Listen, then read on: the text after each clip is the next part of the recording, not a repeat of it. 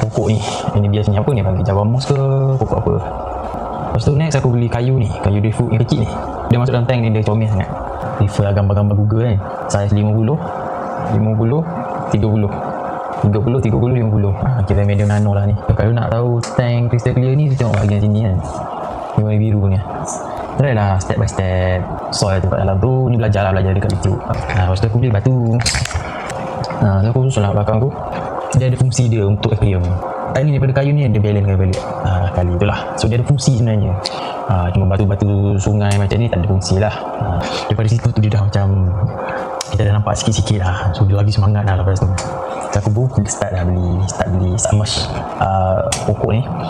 Lepek, sudi ni. So sebab ni, yang ni dia boleh pakai luar dan dalam. Aku beli Purigen tu, letak kat situ kat dalam filter tu. Sekejap dalam sehari lebih, air dah jadi kristal.